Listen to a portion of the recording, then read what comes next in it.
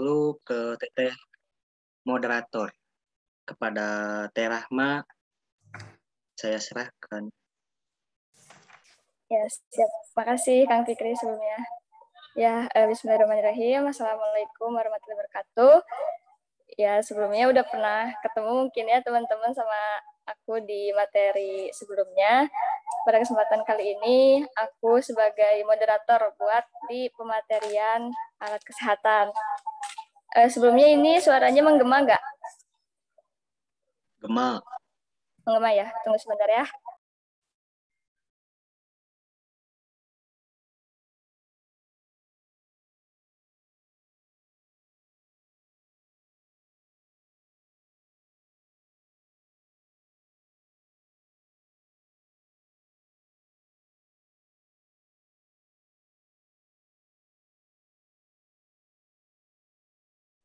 Halo, halo.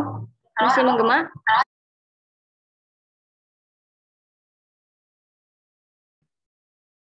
Masih dikit deh. Halo, kalau sekarang gimana? Aman ya? Oke, sip, mantap. Ya, sebelum kita mulai nih ya ke pematerian, kita kenalan dulu sama pematerinya. Kira-kira teman-teman ada yang mau nebak nggak pemateri untuk materi alat kesehatan kali ini siapa? Boleh barangkali ada yang mau nebak? Ada nih pematerinya udah siap di sini. Oke ya. Gimana Oksa? 210360050 Oksa Sulistia izin menebak Teh Tiara Cahyani, bukan Teh. Ya, betul. Satu lagi, ada satu lagi pemateri kita yang lainnya. Barangkali ada yang mau nebak?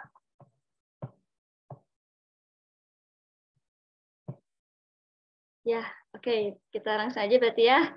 Untuk materi kita kali ini ada Teh Tiara sama Teh Izatun Nuha. Mungkin dari operator, oke. Kita baca dulu CV-nya. Untuk pertama itu Teh Tiara Cahyani Ernanda. Beliau lahir di Bandung tanggal 27 Juli 2002. Agamanya Islam. Alamatnya sekarang di Jalan Popo Cirangerang, Gang Melati 1, Kota Bandung. Barangkali teman-teman mau menghubungi Teh Tiara gitu terkait pematerian atau sebagainya, bisa hubungi ke nomor Teh Tiara, yaitu 0895 1540 4165. Nah, untuk riwayat pendidikan Teh Tiara bersekolah di SDN Margahayu 4, kemudian melanjutkan pendidikan ke SMP Negeri 2 Margahayu, kemudian ke SMA Negeri 17 Bandung.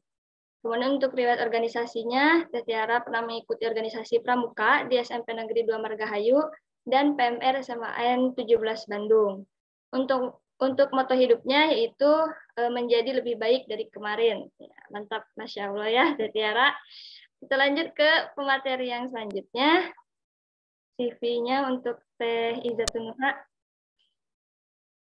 Ya, nama lengkap beliau yaitu Izatun Nuha Sidik. Beliau lahir di Medan 6 Januari 2002, agamanya Islam, alamatnya di Puri Zahara 2, Medan.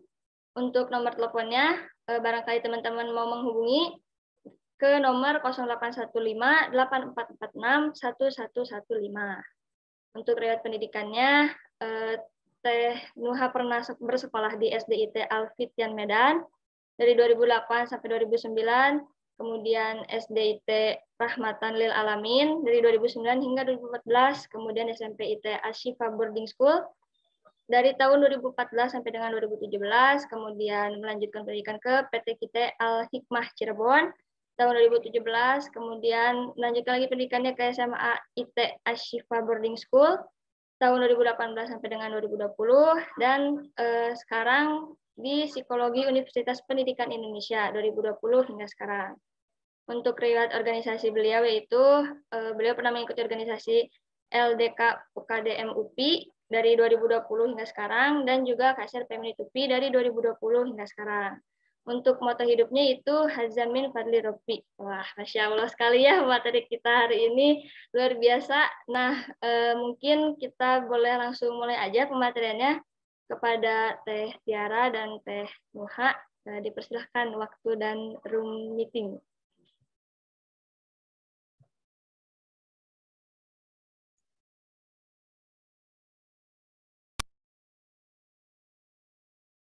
Baik, selamat pagi, selamat siang nih teman-teman dan teman-teman CK semua. Perkenalkan, nama saya Izatun Hasidik.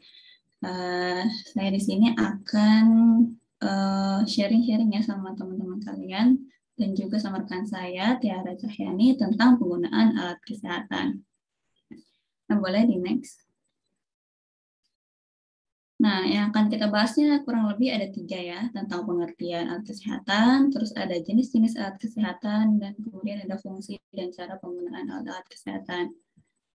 Next. Next. Nah, kurang lebih di sini ada 6 ya, atau lebih tentang alat-alat kesehatan yang akan kita bahas.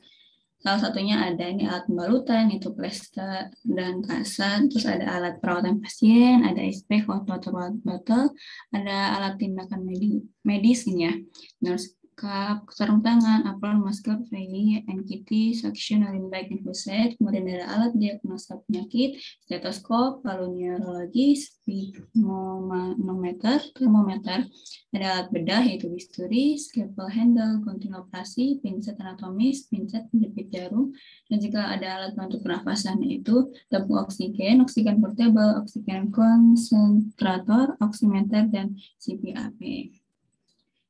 Nah, kita di sini nggak akan bahas semua satu-satu ya, jadi beberapa saja mungkin yang akan kita kenalkan. Oke, sekarang ada pengertian alat kesehatan sendiri itu apa sih? Jadi teman-teman udah pada tahu ya, mungkin alat kesehatan yang sering dijumpai kalau misalkan pergi ke dokter ataupun lagi pemeriksaan apapun, gitu tentang kesehatan. Artinya adalah alat kesehatan ini merupakan sebuah instrumen, aparatus, mesin implan yang mengandung obat ataupun yang digunakan untuk mencegah, mendiagnosa, menyembuhkan, dan meringankan penyakit, merawat orang sakit, serta memulihkan kesehatan pada manusia atau membentuk struktur dan memperbaiki fungsi tubuh. Ini pada UU RI nomor 36 tahun 2009 tentang kesehatan. Nah, boleh di next. Nah, yang pertama ini alat pembalutan nih. Teman-teman pasti udah mendengar kata-kata ini di kemarin-kemarin, apalagi yang ikut pematerian PP Dasar. Apa sih alat pembalutan itu? Nah, kurang lebih saya akan bagi jadi 2 dulu ya. Ini ada plester dan kasa. Teman-teman pasti di sini udah familiar ya yang namanya plester itu gimana. Bisa dilihat juga di gambarnya. Plester ini merupakan sebuah bahan yang digunakan untuk pemakaian luar, terbuat dari bahan yang dapat menempel di kulit atau menempel pada alat pembalut lainnya. Nah, di sini plester kurang lebih saya bagi jadi 4. Yang pertama ini ada plester autoclave. Mungkin ini agak asing ya, teman-teman mungkin belum tahu apa sih itu plester autoclave. Ini itu lebih ke plester sterilisasi yang biasanya digunakan untuk yang mensterilisasi. Di sini belum ada gambarnya, karena ini juga kurang dipakai ya untuk sehari-hari juga setahu saya. Kemudian ini ada yang namanya plaster adhesif. Nah, sesuai dengan namanya mungkin terdengar asingnya, mungkin kita tahunya itu loh plaster yang kayak Hansaplast yang warnanya coklat yang digulung. Jadi sebenarnya plaster adhesif ini merupakan salah satu nama untuk menyebutkan plaster yang kita kenal itu loh yang suka dibeli di warung seribuan itu. Nah, itu juga bisa dikatakan termasuk ke dalam plaster adhesif karena dia fungsinya untuk menempel pada kulit atau di atas luka. Nah, macam-macamnya bisa kita lihatnya di gambar, ada yang kotak, ada yang bulat, ada yang mungkin ada yang transparan, ada yang anti air, dan ada yang model gulungan. Itu yang semuanya bisa ditempel di kulit ini bisa dikatakan termasuk plaster tersebut. Kemudian ada plaster medis. Nah, teman-teman dari katanya nih plaster medis berisi obat. Kira-kira plasternya jenis apa nih? Contohnya ini teman-teman tahu nggak kira-kira plaster medis itu apa? Contohnya boleh di kolom chat atau mau on mic. Plaster medis itu apa sih contohnya? Yang tahu?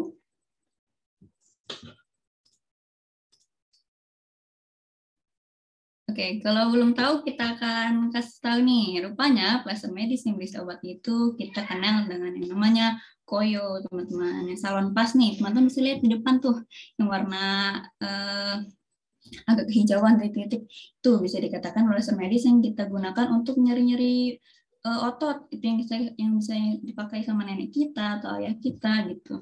Itu bisa disebut plester medis. Nah, kemudian terakhir ada plester pembedahan. Ini plester yang biasanya digunakan setelah operasi. Jadi dia lebih khusus gitu plesternya daripada plester biasa yang digunakan setelah operasi. Kemudian ada juga kasa. Nah, di sini kasa itu berasal dari bahasa Belanda, yaitu gas ini. Dan sekarang dikenal sebagai kasa yang terdiri dari kain berserat renggang atau yang bolong-bolong itu dengan ukuran yang berbeda-beda. Nah, untuk penggunaan kasa sendiri sebenarnya tidak dianjurkan untuk langsung ditempelkan kepada kulit gitu saja, karena untuk penggunaan kasa biasanya kita akan menggunakannya ditempel dengan plester gitu ya.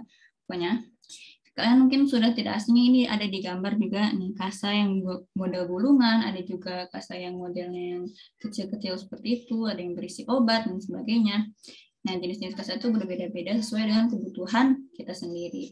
Dan terakhir juga ini alat pembalutan tidak tertulis di sini ya. Ada juga tentang bagaimana pas pendarahan nih. Kalau pendarahan kita kan nggak langsung ngasih plester atau kasih kasa kan pada alatnya tuh, pada pendarahan tersebut. Nah, kita bisa menggunakan alat pembalutan lain untuk menahan pendarahannya, baru boleh nih digulung dengan kasa ataupun dengan plester mungkin bisa ya kalau misalkan pendarahan tidak terlalu itu. Alat pembalutan tersebut bisa macam-macam. Dan salah satunya juga kita bisa menggunakan mitela nih, teman-teman kan menggunakan mitela di leher teman-teman nih, itu bisa digunakan untuk alat pembalutan. Salah satunya ini juga bisa membantu saat patah tulang nih mitela. Misalkan patah tulang di tangan, itu bisa menjadi penyangga dengan mitela tersebut supaya tidak bergerak kemana-mana, supaya mengurangi mobilitas patah tulang tersebut. Boleh di next.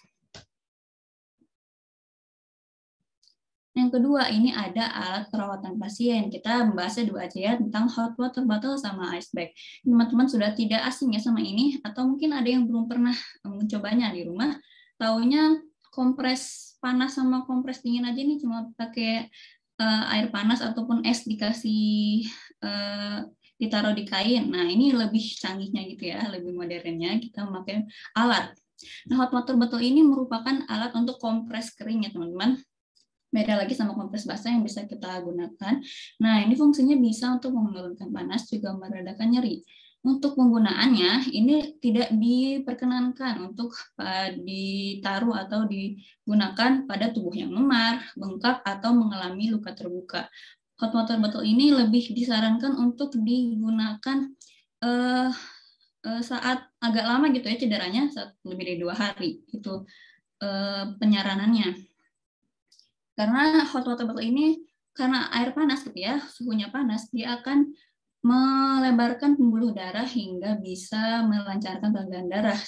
Seperti saat nyeri-nyeri nih, ada yang sakit kepala, ataupun yang perempuan nih ada yang nyeri haid, biasanya menggunakan kompres di kering air hangat ini untuk meredakan nyerinya. Jadi tidak disarankan untuk pada luka terbuka seperti itu. Kemudian yang kedua ini adalah kompres dingin atau ice bag. Penggunaannya mudah sekali, seperti yang dilihat, tinggal dibuka, tutup atasnya, dimasukkan es, dan juga ditutup kembali, kemudian ditaruh, diletakkan pada tempat cedera. Nah, cedera di sini lebih khusus pada bengkak dan memar saja teman-teman, karena di sini dia akan mempersempit pembuluh darah, kebalikan dari hot water bottle ini. Jadi untuk mengurangi nyeri pada bengkak atau memar yang dipunya gitu ya. Nah, untuk perbedaannya, kalau misalkan hot water bottle ini untuk lebih disarankan pada penggunaan lebih dari 2 hari seperti itu ya, bukan cedera baru.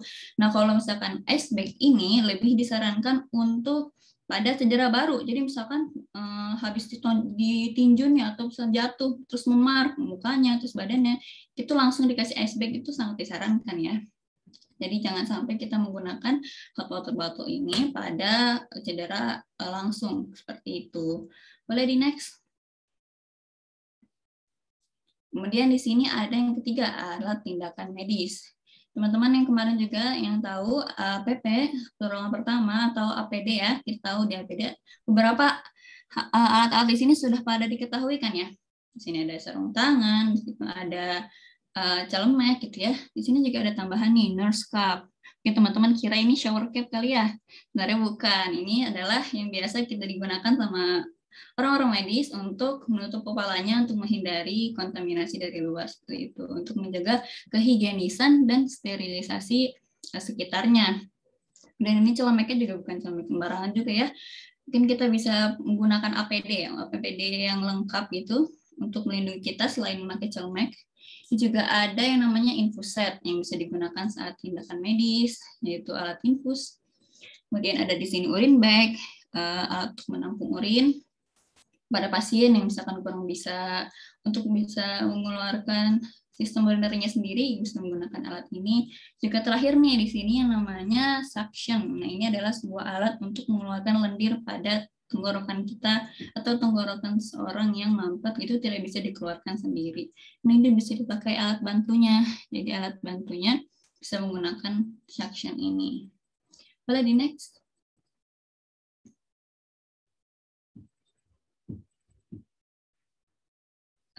Boleh di next. Nah, oke, selanjutnya kita ke alat diagnosa penyakit. Alat diagnosa penyakit ini yang pertama kita bakal bahas tentang palu refleks. Di sini kelihatan nih banyak nih jenis-jenis palu refleks. Memang kita akan bahas secara general aja. Yang biasa digunakan tuh yang segitiga tuh, yang sebelah kiri dan juga yang depan, yang bentuknya kayak palu beneran, cuma berbahan dari karet gitu ya, sama logam. Nah, fungsinya refleks hammer ini untuk menguji refleks tendon atau otot dalam di lutut untuk mendeteksi kelainan pada sistem saraf pusat atau periferi, untuk sesuai nama ya, untuk mengetes refleks dalam tubuh kita tuh baik atau enggak, terutama bagi orang yang bermasalah pada lututnya begitu ya, untuk mengetahui apakah ada kelainan atau tidak. Kemudian yang kedua di sini ada stetoskop. Teman-teman sudah tahu pasti ini stetoskop untuk apa fungsinya? Ya benar sekali, untuk mendengarkan bunyi-bunyi pada tubuh gitu ya, khususnya pada jantung gitu, ada juga untuk paru-paru hingga pencernaan untuk mengetahui tingkat kenormalan pada tubuh tersebut. Di sini ada pembagian stetoskop. Di sini ada yang buat telinganya nih namanya earpiece. Ini buat mendengarkan suara-suara yang kita dengarkan dari bel atau diafragma ini atau dari sumbernya. Kemudian di sini ada tubing di sini untuk menyalurkan suara dari bel ini ke earpiece-nya. Kemudian ini ada alat sumbernya ya, sumber untuk mendengarkannya. Ada bel dan diafragma ini. Nah, bel ini sama diafragma ini perbedaannya adalah kalau bel lebih untuk mendengarkan suara frekuensi yang lebih rendah gitu ya, seperti jantung. Nah, kalau yang lebih rendah suaranya, kalau misalkan diafragma itu yang lebih tinggi frekuensinya, seperti suara paru-paru, yang misalkan di paru-parunya suka ada yang orang asma tuh, misalnya ada yang terdengar atau gelombang udara dalam paru-parunya, sampai suara-suara di pencernaan gitu, apakah ada kelainan, ada gas dan sebagainya, itu menggunakan diafragma ataupun ukuran suara frekuensi tinggi. Boleh di next. Nah, yang ketiga ini adalah termometer. Termometer sudah sangat kita ketahui ya di mana-mana, apalagi di corona ini semuanya pasti tahu ini buat apa ya, itu untuk mengukur suhu tubuh. Di rumah kita ada, di supermarket ada, di mall ada, semuanya sekarang menggunakan termometer ya. Termometer ini nggak hanya satu doang jenisnya, rupanya ada banyak. Sini ada 5 ya. Mungkin yang pertama ini termometer merkuri atau air raksa. Di sini jarang digunakan secara umumnya karena penggunaannya juga sensitif, nggak semua, tidak terlalu familiar juga dipakai orang karena penggunaan zatnya juga bisa berbahaya jika terkena langsung ke kulit kalau misalkan pecah. Kemudian ada termometer digital yang biasanya dipakai untuk mengukur panas melewati ketiak atau lengan, mulut, sampai juga anus juga bisa. Kemudian ada termometer telinga, ini seperti namanya ditempelkan di telinga. Kemudian ada termometer empeng digital di sini nih, untuk bayi ya, khususnya di sini ya, yang susah sekali untuk ke dokter atau nggak mau diukur termometer bisa memakai ini. Dan yang terakhir ini ada termometer arteri temporalis. Teman-teman ada yang tahu nggak ini? Termometer arteri temporalis ini ngukur apa sih? Ngukur gimana caranya sih? Ngukur tubuhnya? Ada yang tahu nggak? arteri temporalis termometer ini ukurnya di mana sih? Gimana caranya? Ada yang tahu nggak?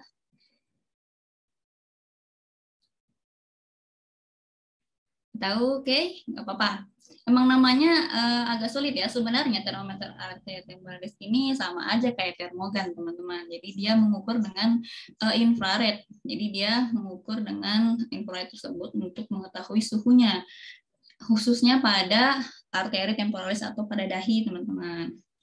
Kemudian di sini ada sphygmomanometer. Nah, ini tuh bahasa lainnya dari tensimeter ya, untuk mengukur tekanan darah. Oke, sebelum untuk mengukur, kita mengetahui alat ini, kita kenalan dulu yuk sama dua hal baru ini. Nggak baru sih, boleh di next. Nah, dua hal penting.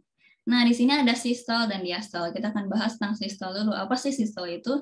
Nah, dalam pengukuran tekanan darah, teman-teman pasti tahu nih, kalau misalkan hasil tensi kalian tuh ada misalkan 120/80, misalkan 140/100. Nah, itu maksudnya apa sih? Nah, itu tuh adalah hasil dari tekanan darah yang disebut dengan sistol dan diastol. Untuk selengkapnya nanti akan dijelaskan. Nah, untuk sistol sendiri atau tekanan sistolik, kata kuncinya adalah tekanan darah pada saat jantung berdetak atau berkontraksi untuk memompa darah ke seluruh tubuh. Jadi intinya pada saat darah ingin dipompakan ke seluruh tubuh, itu ada tekanan yang kuat, itu disebabkan atau jantung berkontraksi, itu disebut dengan tekanan sistolik, teman-teman. Jadi sistolik ini adalah hal pertama yang diukur saat mengukur tekanan darah gitu. Boleh di next? Yang kedua adalah diastol. Nah, diastol ini sebaliknya dari sistol. Dia adalah tekanan darah yang diukur saat jantung berrelaksasi. Jadi sebelum darah ini dipompa kembali, jantung berrelaksasi sebentar nih. Jadi pada saat itu, pada saat tekanan darah jantung berrelaksasi dan tekanan sistolnya diastolnya diukur, nah itulah angka kedua yang kita dapatkan pada hasil tensi kita nih. Nah, itu disebut tekanan diastolik atau diastol. Seperti itu untuk mengenal tentang tensimeter. Nah, selanjutnya tentang bagaimana cara menggunakan alatnya, saya serahkan kepada rekan saya, Tiara. Boleh pada Tiara dipersilakan. Iya, halo teman-teman. Nama aku Tiara. Jadi di sini sekarang aku bakal ngejelasin mengenai tata cara pemeriksaan tekanan darah. Sebelumnya suara aku udah jelas kan? Udah, Teh. Jelas, Ya. Oke, di sini ada pertama tensimeter atau sphygmomanometer aneroid, atau yang biasa kita panggil tensimeter manual ya, karena penggunaannya masih pakai tangan gitu. Itu yang pertama. Kalau kita mau pakai alat ini, pertama usahakan si pasien yang akan kita ukur tekanan darahnya duduk tenang. Kemudian dianjurkan juga sebelumnya untuk buang air kecil terlebih dahulu. Lalu pasang manset di bagian atas lengan. Nah, pastikan kepala stetoskopnya.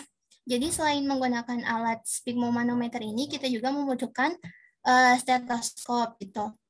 Kemudian habis kepala stetoskopnya diletakkan di lengan, tepatnya kalau kita ukur itu di sejajar dengan kelingking gitu ya. Terus kemudian pompa mansetnya menggunakan bulb ini nih, yang seperti bola ini. Lalu pegang manometer di tangan kiri. Manometer ini yang alat ada jarumnya. Nah, alat ini selain bisa dipegang di tangan kiri, itu nanti di manset ini tuh ada tempat buat ngaitin si manometer ini, jadi lebih praktis gitu. Kemudian pegang bola tensimeter di tangan kanan. Lalu tahan tekanan udara di bola tensimeter dengan cara memutar skrup pompa searah jarum jam. Ini nih, skrupnya itu yang di sebelah sini di atas pompa. Kemudian pompa manset dengan cara memompa bola tensimeter hingga jarumnya menunjukkan 180 mmHg. Nah, kalau udah kita pompa nih, terus sampai si jarum yang ada di manometer ini menunjukkan ke angka 180 mmHg. Itu kita perlahan lepas pompanya dengan cara ini diputar lagi si skrup ini berlawanan arah jarum jam. Kalau tadi kita buat ngunciin itu searah dengan jarum jam. Nah, kalau sekarang kita berlawanan jarum jam untuk melepaskan ininya, si tekanannya. Kemudian selama ininya dilepas, tekanannya dilepas, perhatikan suara denyut nadi. Nah, begitu terdengar suara denyut nadi, itu tuh denyut nadi yang pertama itu adalah tekanan sistolnya. Kemudian terus kita dengarkan sampai si denyut nadinya itu udah tidak terdengar, ya, tidak terdengar dengan menggunakan stetoskop. Nah, kalau udah nggak kedengar, misalkan nggak kedengarnya di angka 60 mmHg nih, berarti itu diastolnya, tekanan diastolnya, gitu teman-teman. Boleh di next mungkin. Nah, di sini ada contoh ininya apa? Ketika kedengaran ininya detak sistol sama diastolnya. Coba didengarin.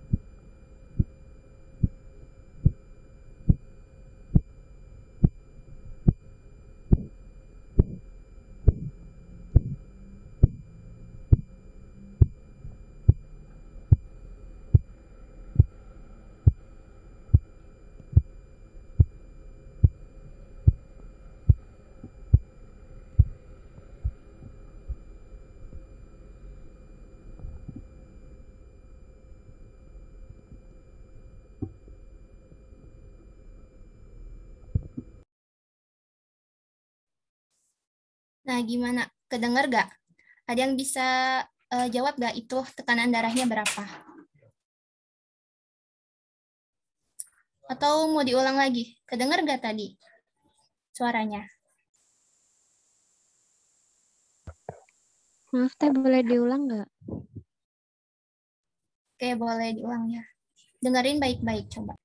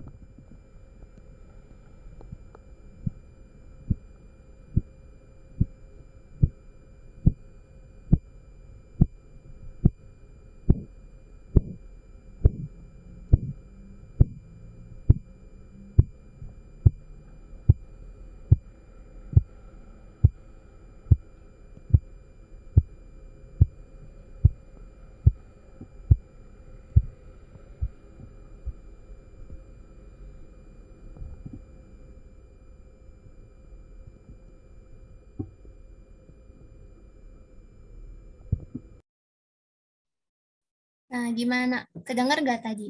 Ada yang bisa jawab gak tekanan darahnya berapa?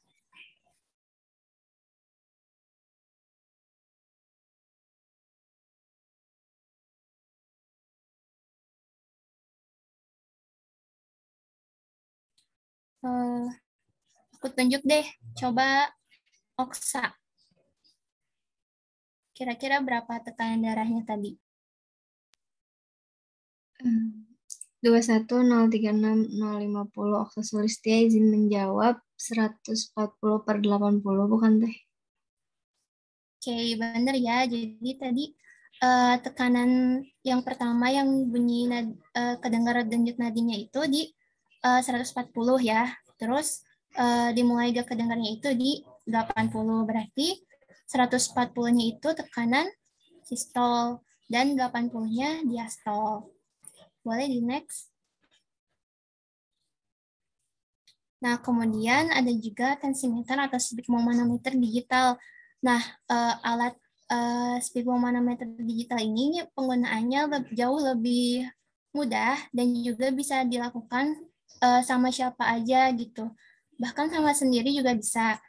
Nah, caranya itu dengan pasang manset, sama kayak tadi ada mansetnya. Terus tinggal tekan tombol power di sini, ada tombol power di sini tuh. Nah, kemudian akan timbul sejumlah simbol yang diikuti dengan angka 0. Nah, berarti kalau udah ada angka 0, alat ini udah siap buat digunakan. Lalu, nah pompa mansetnya menggunakan fitur pompa yang ada di sini. Jadi di sini tuh ada fitur buat pompa mansetnya. Nah, terus kalau di sini kita nggak usah lihat sampai tekanan 160 mmHg atau 180 mmHg karena alatnya ini bakal berhenti sendiri dan bakal ngelepasin tekanannya sendiri gitu sampai terdengar bunyi. Nanti kalau udah selesai itu terdengar bunyi yang berarti bahwa pengukurannya sudah selesai.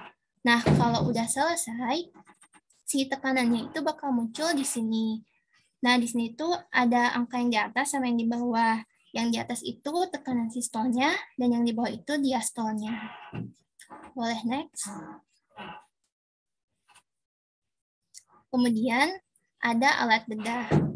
Nah, alat bedah ini merupakan alat yang dirancang untuk digunakan untuk kegiatan pembedahan, seperti membedah hewan, manusia, atau sebagainya. Next. Nah, untuk contoh alatnya itu yang pertama ada skalpel atau pisau bedah.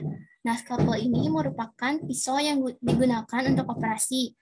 Fungsinya untuk menyayat berbagai organ atau tubuh. Nah, skalpel ini atau pisau bedah ini terdiri dari yang pertama itu ada scalpel handle atau gagang pisaunya, dan scalpel blade atau mata pisau. Nah, bisa lihat di sini si gagang pisau sama mata pisaunya itu beda-beda ya. Beda-beda. Ini juga tergantung sama fungsinya. Jadi tiap mata pisau yang beda, gagang yang beda, fungsinya juga berbeda. Terus ukuran-ukurannya juga yang berbeda gitu. Next.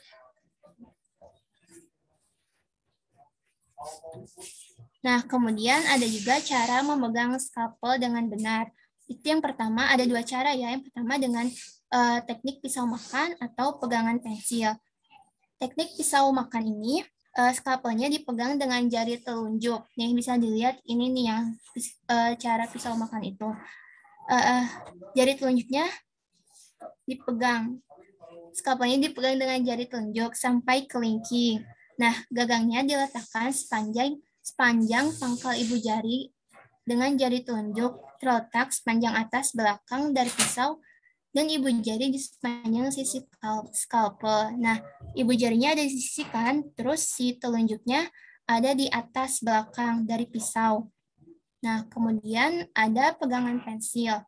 Pegangan pensil ini, skalpelnya dipegang dengan ujung telunjuk dan jari tengah dan ujung ibu jari. Gagangnya diletakkan di atas anatomical snuff box. Anatomical snuff box ini yang daerah sini loh. Kalau kita tarik kepalan kita, itu bakal ada urat yang ngebentuk segitiga gitu. Nah, itu namakan anatomical snuff box. Jadi pegangan pensil ini gimana cara kita pegang pensil aja gitu. Boleh next. Nah, kemudian ada gunting atau bisturi. Gunting ini merupakan instrumen yang digunakan untuk memotong jaringan, benang, dan balutan luka.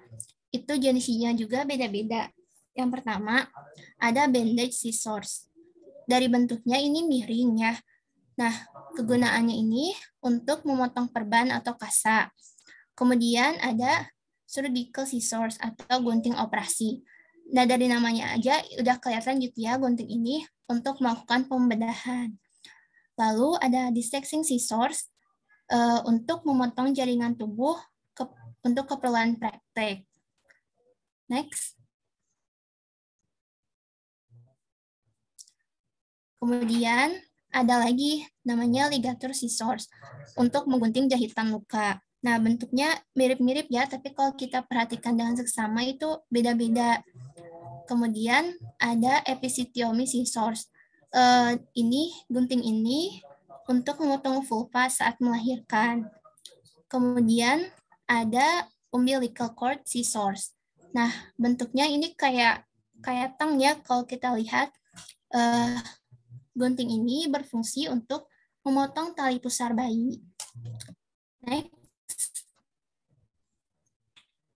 Nah, kemudian ada juga cara memegang gunting. Itu yang pertama, kita masukkan ibu jari, dan jari manis ke lubang gunting. Nah, kelihatannya yang masuk ke lubang guntingnya itu ibu jari sama jari manis. Kemudian, jari-jari tidak dimasukkan lebih jauh dari sendi distal. Nah, jadi si jempol sama si jari manis ini dimasukin ke guntingnya itu nggak lebih dari sendi distal yang ini nih, buku-buku itu loh. Terus, gerakan menekan dilakukan dengan ibu jari. Nah, mungkin teman-teman kita biasanya megang gunting itu, biasanya yang masuk ke lubangnya jempol sama telunjuk ya. Nah, kalau kita pegang gunting khususnya buat pembedahan itu yang dimasukkan itu ibu jari sama jari manis. Kenapa? Soalnya jari manis itu cenderung kalau kita menggunakan jari manis di luar insting gitu. Jadi penggunaannya lebih lembut. Sedangkan kalau telunjuk di sini berfungsi untuk untuk biar si potongan yang kita lakukan itu rapi, terus sesuai tujuan gitu. Jadi nggak asal-asal potong. Karena kan kita di sini media yang akan dipotongnya bukan kertas biasa atau apa gitu. Tapi kita di sini medianya media buat potongnya itu ada jaringan tubuh, bagian-bagian tubuh gitu kan, sehingga harus lebih hati-hati. Itu. Boleh next. Nah, kemudian ada forceps atau pinset. Forceps ini merupakan alat yang terdiri dari dua keping yang saling berhadapan, yang dapat dikontrol oleh pegangan atau tekanan langsung kepingan-kepingan tersebut. Nah, jenis-jenisnya itu yang pertama ada pinset anatomi. Gunanya ini untuk menjepit atau memegang jaringan, alat, dan bahan medis lain.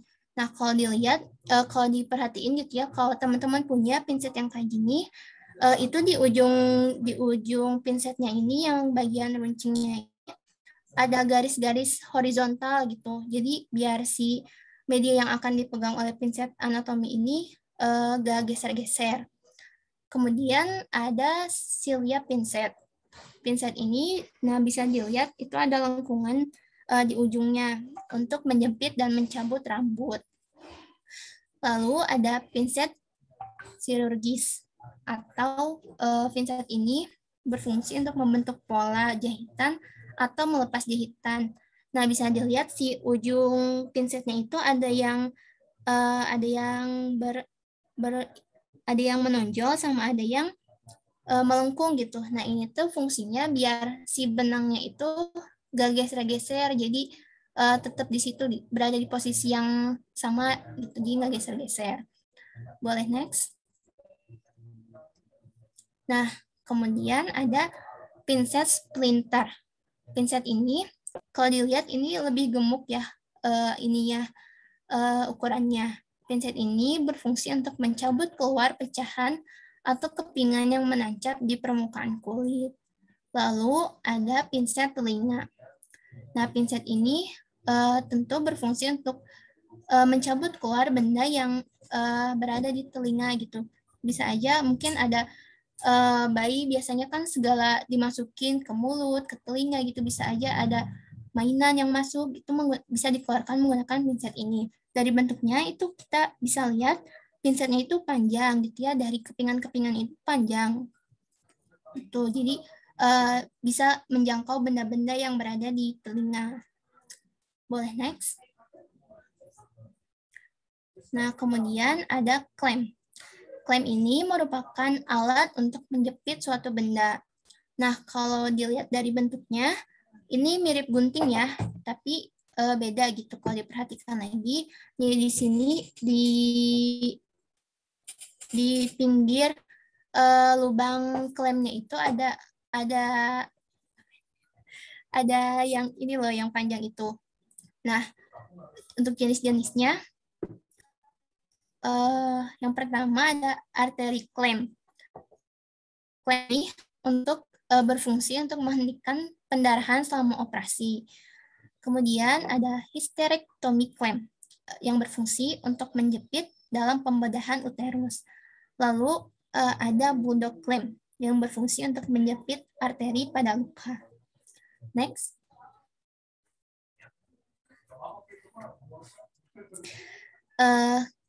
Lalu di sini ada alat bantu pernapasan. Nah, alat bantu pernapasan ini merupakan sebuah alat yang berfungsi untuk tentunya untuk membantu kelangsungan hidup seseorang jika paru-paru sedang dalam keadaan yang kurang baik atau sedang ada gangguan pernapasan. Nah, alat bantu pernapasan ini pada umumnya digunakan di rumah sakit untuk membantu pernapasan pasien, membantu mengantarkan oksigen ke paru-paru pasien, kemudian mengeluarkan karbon dioksida dari dalam tubuh pasien dan dari dalam tubuh pasien. Kemudian sebagai alat pernapasan bagi pasien yang kehilangan kemampuan untuk bernafas. Next. Nah, yang pertama, ini ada alat oksigenasi. Nah, alat oksigenasi ini terdiri dari beberapa bagian. Yang pertama itu ada ini ya, tabung oksigen yang panjang. Terus ada regular oksigen atau alat pengukur tekanan yang ini, yang ada jarum-jarumnya. Kemudian ada flow meter yang ini, dan kemudian ada humidifier. Nah, tabung oksigen ini memiliki kegunaan untuk instalasi rumah sakit. Biasanya digunakan untuk seseorang yang sedang menjalankan operasi atau untuk penderita asma. Nah, selain itu, tabung oksigen juga bisa digunakan oleh para penyelam sebagai alat bantu pernapasan di dalam air. Kemudian, untuk regular oksigen. Nah, regular oksigen ini atau pengukur tekanan ini merupakan alat ukur tekanan yang berfungsi sebagai penyalur dan mengatur serta menstabilkan tekanan gas yang keluar dari tabung oksigen supaya aliran oksigen yang disalurkan itu konstan gitu. Lalu ada flow meter. Flow meter ini merupakan tekanan yang telah diatur dan dikompensasikan dalam bentuk besaran aliran dengan wujud ketahanan serta kestabilan tekanan gas yang digunakan baik oksigen dan udara tekan. Nah, jadi si flow meter ini biasanya udah diatur sama dokter atau perawat yang merawat si pasien gitu. Jadi diusahakan si flow meter ini nggak berubah-ubah gitu karena sudah ditetapkan gitu tekanannya. Lalu ada humidifier. Ini merupakan alat untuk melembabkan udara yang masuk ke dalam hidung. Nah, jadi di sini biasanya di si humidifier ini bisa dibuka ya, si yang birunya ini bisa dibuka, terus diisi sama air, tentunya air yang matang atau aquades untuk melembabkan udara yang masuk. Boleh next. Nah, kemudian ada alat bantu oksigensi. Yang pertama ada kanul nasal. Nah, kanul nasal ini berbentuk selang ya dengan dua lubang yang ini untuk dimasukkan ke hidung. Nah, alat ini bisa memberikan oksigensi dengan konsentrasi oksigen antara 20% sampai 40%. Kemudian ada simple face mask. Nah, alat ini memberikan oksigensi dengan jangka pendek, kontinu atau selang-seling.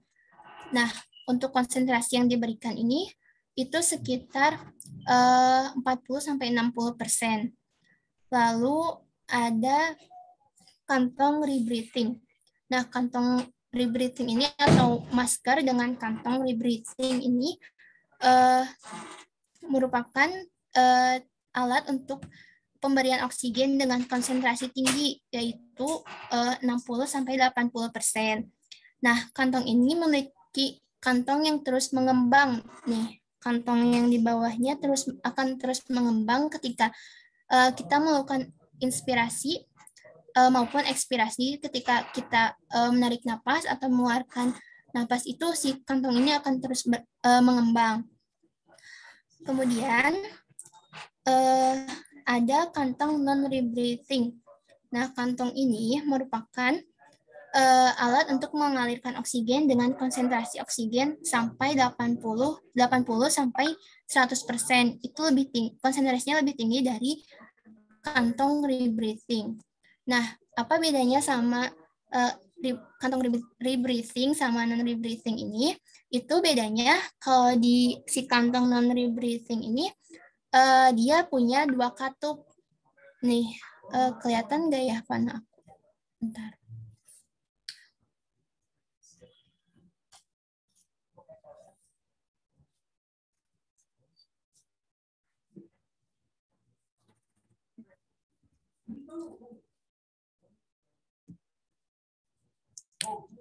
Kelihatan nggak? Nah, ya 2 katup yang itu. Jadi, kalau si kantong non-rebreathing ini punya 2 katup. Nah, 1 katup ini bakal terbuka ketika melakukan inspirasi kita, ketika kita melakukan tarikan napas. Kemudian, bakal tertutup juga ketika kita mengeluarkan napas gitu. Dan kemudian 1 katup lagi fungsinya itu untuk mencegah udara kamar yang masuk pada saat inspirasi dan kemudian akan membuka ketika kita melakukan ekspirasi. Nah, jadi bedanya itu kalau kantong non-rebreathing ini punya 2 katup, sehingga ketika kita melakukan inspirasi dan ekspirasi itu jalurnya berbeda. Sedangkan kalau kantong rebreathing itu ketika kita melakukan inspirasi dan ekspirasi itu satu jalur gitu. Jadi si kantong satu-satunya kantong ini bakal mengembang terus ketika kita melakukan inspirasi maupun ekspirasi. Boleh next.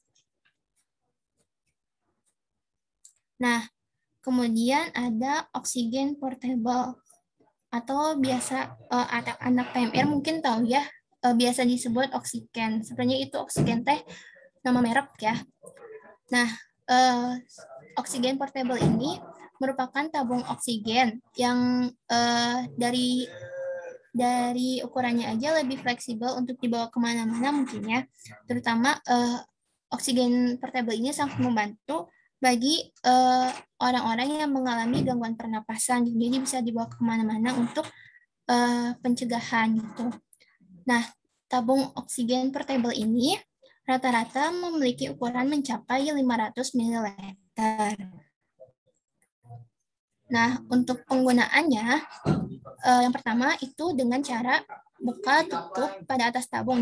Yang ini, yang putih. Kemudian, letakkan tutup tabung pada kepala kaleng dan pergunakan sebagai masker. Nah, di si tutup ini, itu ada lengkungan ini kan? Ya, ada lengkungan yang besar sama yang kecil. Nah, lengkungan yang kecil itu kita letakkan, nih bentar, kelihatan deh. Nih, kalau ini kan ada lengkungan yang besar, kayak gini yang besar, sama yang kecil. Nah, yang kecil ini buat kita letakkan di hidung, sedangkan yang besar ini kita letakkan di dagu. Nah, jadi saat posisi memasang di tabungnya, kita posisikan si yang lubang yang lebih kecil yang buat di hidung itu di atas, sedangkan yang lengkungan yang lebih besar itu di bawah. Nah, ketika udah terpasang seperti ini, tutup hidung menggunakan tutup. Nah, si tutup kalengnya itu kita pergunakan sebagai masker. Kemudian kalau udah posisinya udah enak buat dipakai gitu, tekan ininya nih, memasukkan kepala si tabungnya nih kayak gini. Kemudian kalau udah kerasa oksigennya, hirup dalam-dalam selama 1-2 detik. Nah, lalu ulangi langkah-langkah tersebut sesuai kebutuhan kita gitu. Boleh next? Nah, kemudian ada oksigen konsentrator. Nah, oksigen konsentrator ini merupakan alat yang mengonsentrasikan oksigen dari pasokan gas dengan secara selektif untuk menghilangkan nitrogen untuk memasok aliran gas produk yang dipakai oksigen. Nah, kemudian ada nebulizer. Nebulizer ini merupakan alat untuk mengubah obat dalam bentuk cairan menjadi uap yang dihirup. Jadi si nebulizer ini ada cup gitu di dalamnya. Nanti si cup itu tuh diisi sama obat.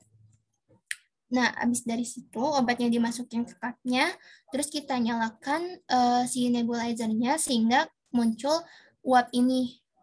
Lalu kita posisikan hidung kita buat menghirup udara dari sini gitu. Lalu ada oximeter. Nah, oximeter ini merupakan alat yang digunakan untuk mengukur kadar oksigen maupun kepekatan oksigen dalam darah tanpa memasukkan alat apapun ke dalam tubuh. Mungkin teman-teman juga tahu ya, yang pernah dirawat di rumah sakit mungkin pernah lihat alat ini, oximeter, yang biasa dijepitkan di jari. Lalu ada CPAP. CPAP ini merupakan alat yang biasa digunakan oleh orang yang memiliki masalah pernapasan seperti sleep apnea. Apa sih sleep apnea itu? Nah, sleep apnea itu merupakan gangguan tidur yang menyebabkan terhentinya pernapasan seketika gitu. Nah, jadi bagi orang-orang yang menderita sleep apnea bisa menggunakan alat ini.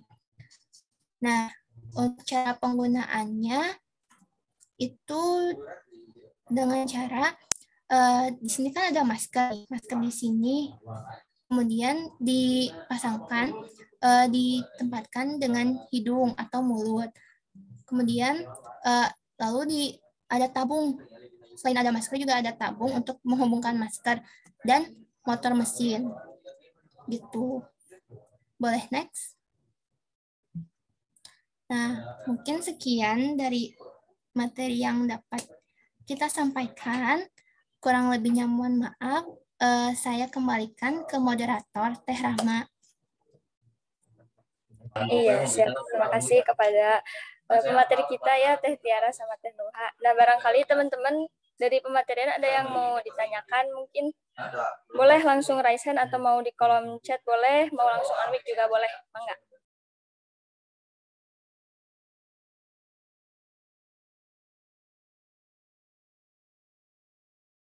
Gimana nih, udah pada paham belum sama materinya?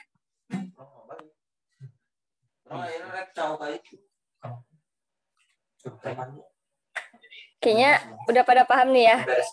Atau mungkin ada yang dibingungin gitu sama cara pemakaian alat kesehatan kayak gimana.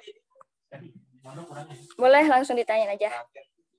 Mau di kolom chat boleh, mau on mic atau raise hand dulu juga mangga ya.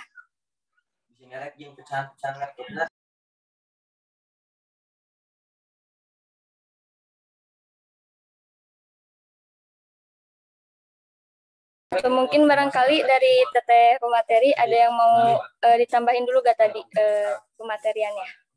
Ada yang mau lebih diperjelas mungkin? Barangkali ada teman-teman cekan nih yang masih agak bingung tapi belum berani gitu ngomong bingung gitu. Boleh, Kemas, raise hand ya? Ada yang mau, ya barangkali mau nanya langsung unmic aja boleh?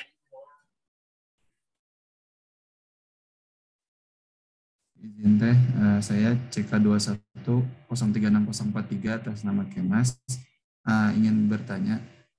Jadi saya tuh masih bingung tentang pengecekan tekanan darah. Yang saya tangkap tuh kan alatnya tuh tensimeter dan harus mendengar suara denyut nadinya. Itu tuh berarti ada 2 alat dong ya, tensimeter dan stetoskop yang untuk mendengar, atau gimana tuh? Saya masih kurang paham, boleh diperjelas. Terima kasih tuh. Iya, izin jawab ya. Iya, tadi mungkin kurang jelas ya, saya tadi sudah disebutkan juga kalau buat mengukur tekanan darah menggunakan sphygmomanometer yang manual itu membutuhkan 2 alat gitu, yaitu juga dengan menggunakan stetoskop. Nah, dengan cara yang pertama kan kita ikatkan mansetnya ke lengan. Kemudian si stetoskopnya itu kita posisikan di sejajar dengan kelingking gitu. Kalau kita tarik ke atas sampai lengan atas, kita posisikan si stetoskopnya di situ. Nah, dari situ kita bisa dengar denyut nadinya gitu.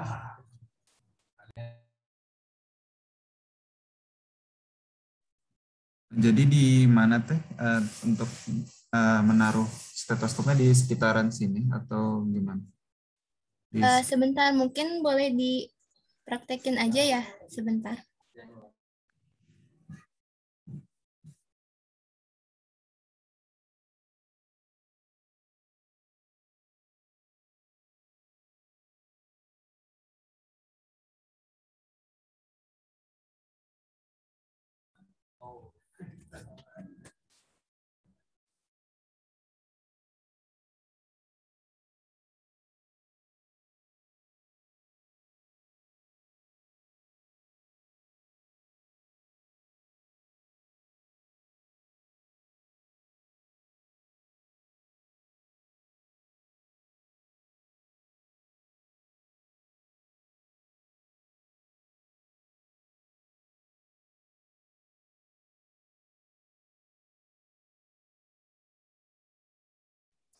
Kelihatan nggak? Oke. Lihat teh. Nggak usah.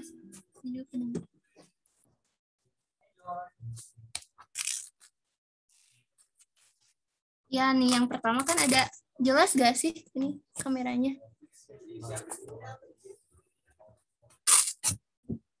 Ya, yang pertama kan ada sphygmomanometer ini. Nah, yang pertama ini si mansetnya kita pasangkan di lengan pasien, itu di atas lengannya atau di atas sikut. Kelihatan nggak?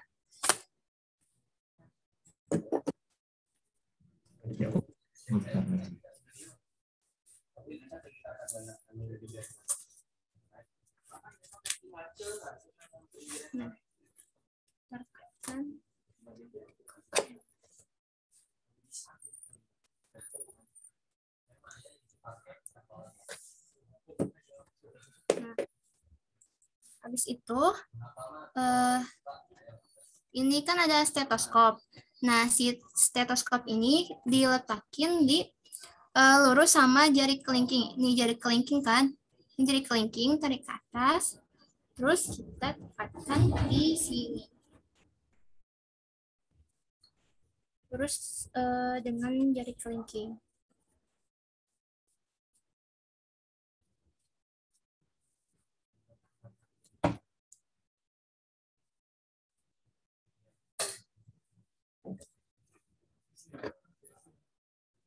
Nah, kemudian buat si manometernya ini, itu bisa kita pegang di tangan kiri, tapi kalau ada buat menempatkan manometernya di mansetnya, itu kita pasangkan aja biar lebih mudah. Jadi kita bisa lihat si ukuran tekanannya dari sini gitu. Nah, kalau udah, sebelum ukur, kita pastiin si skrup ini tuh terkunci gitu. Jadi kalau kita pompa nggak akan balik lagi tekanannya. Nah, Habis itu kita pompa sampai dengan tekanan 160 atau 180.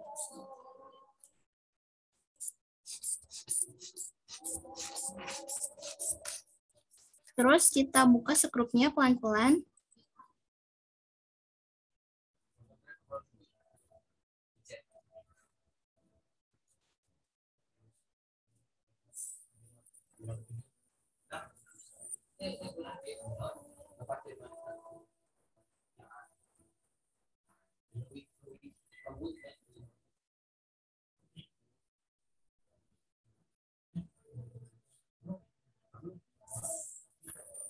Nah, kalau udah kedengar sistol sama diastolnya, itu kita habisin udara yang ada di manset sampai habis gitu ya. Gitu. Jelas nggak? Ada yang mau ditanyain nggak? Nah, kalau udah pakai tadi, usahain si ini skrupnya dikunci lagi gitu. Tapi jangan terlalu keras, soalnya nanti pas buat buka lagi susah. Gitu. Jelas nggak? Tadi siapa yang tanya? Kemas ya? Sudah cukup jelas Teh, udah jadi kebayang. Terima kasih. Oke. Oke, makasih ya Kemas atas pertanyaannya. Makasih juga buat Teh Tiara yang udah mempraktekkan gitu ya, biar lebih jelas. Nah, barangkali dari teman-teman yang lain ada yang ingin ditanyakan lagi atau ingin dijelasin kembali gitu. Mungkin barangkali masih ada yang kurang jelas. Boleh ya, boleh raise hand, boleh di kolom chat, boleh langsung unmute juga boleh. Mangga.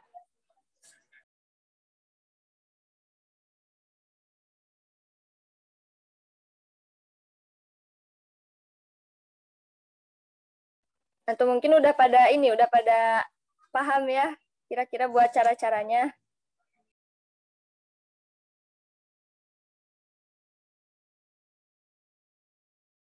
Ayo moderator boleh. Tadi ada yang kurang, mau nambahin dikit. Oh ya, boleh Mangga Teh. Tadi kan sempat ya dibilang di alat diagnosa penyakit itu sphygmomanometer itu nama lainnya dari tensimeter, tapi rupanya bukan. Itu tuh nama alatnya emang sphygmomanometer. Jadi orang awam tuh ngiranya emang alat untuk ngecek tensi itu tensimeter, rupanya emang nama aslinya itu sphygmomanometer gitu. Dan biasanya kalau misalnya untuk mengukur, karena jantung terletak agak di kiri, jadi biasanya yang digunakan itu tangan kiri ya, kalau misalkan dicek tekanan darah itu. Kebanyakan di situ, supaya dekat dengan jantung. Oke, gitu aja mungkin. Terima kasih. Teman-teman yang ingin bertanya boleh, silahkan. Ya, siap. Makasih Teh Nuha untuk tambahannya ya. Ya boleh teman-teman ya yang mau nanya, atau mungkin teman-teman barangkali udah pernah nyobain tensimeter nggak pakai tensimeter? Kira-kira udah pada pernah nyobain belum? Siapa aja nih di sini ada Oksa, Arsila, tadi ada Kemas ya, terus ada Halimatus Sadiah. Gimana tuh Halimatus Sadiah ya? Udah pernah nyobain pakai tensimeter belum? Oh iya, mohon maaf.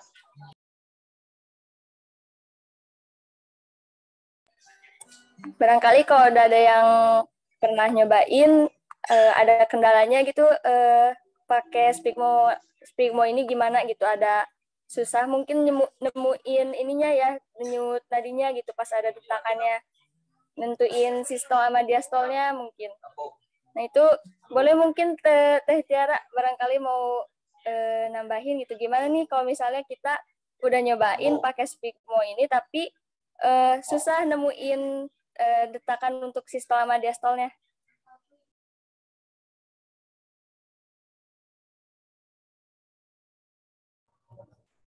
Gimana? Maaf Teh Rama putus-putus. Iya Teh, gimana nih kalau misalnya kadang-kadang nih kita suka dapat kendala juga kan ya buat nentuin si sistol sama diastolnya dari ketukan yang kita dengar gitu. Nah itu kira-kira salahnya sebelah mana tuh Teh kalau misalnya sampai gak denger detukan itu?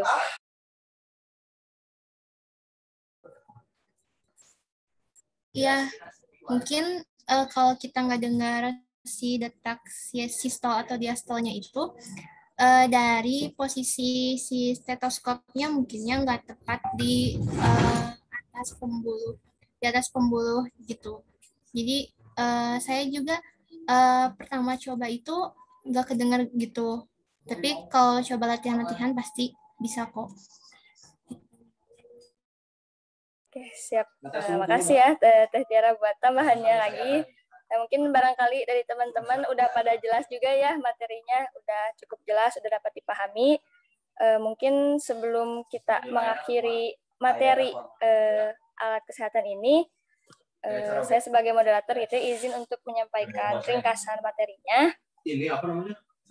Ya, jadi untuk ringkasan materi alat kesehatan ini, alat kesehatan adalah instrumen, aparatus, mesin implan yang mengandung obat yang digunakan untuk mencegah atau mendiagnosa, menyembuhkan dan meringankan penyakit, merawat orang sakit, serta memulihkan kesehatan pada manusia, dan atau membentuk struktur dan memperbaiki fungsi tubuh. Nah, ada pun jenis-jenis alat kesehatan, yaitu ada alat pembalut, contohnya plester dan kasa, kemudian ada alat perawatan pasien, contohnya ice bag dan botol air hangat. Kemudian ada alat tindakan medis, contohnya nurse scope, sarung tangan, apron, masker, dan sebagainya.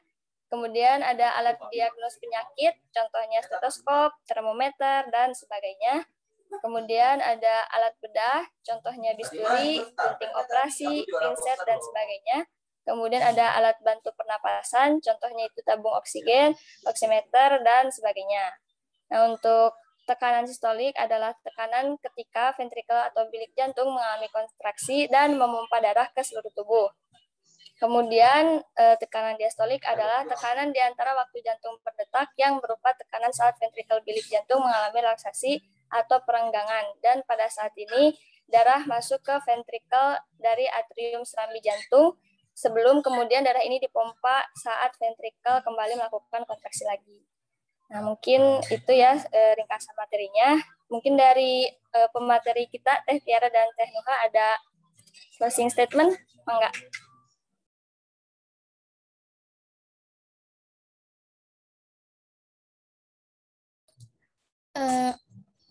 Kalau dari aku cukup mungkin, Rahma.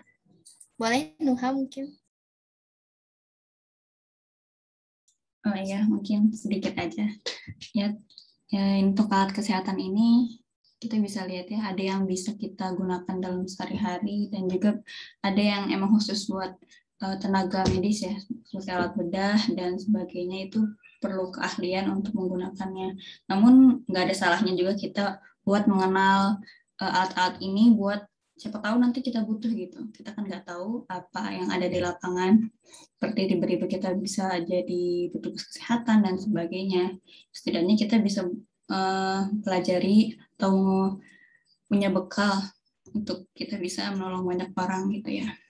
Oke, mungkin gitu aja. Terima kasih. Saya kembalikan ke moderator. Ya, oke. Makasih ya kepada Teh Tiara dan Teh Nuha. Mungkin kita isoma dulu ya. Kita cukupkan dulu untuk materi alat kesehatan ini. Mungkin nanti setelah isoma kita bakal lanjut lagi buat prakteknya ya Teh ya. Nah, jadi mungkin untuk pematerian di sesi 1 gitu ya mungkin ya, sebelum isoma ini dicukupkan dulu.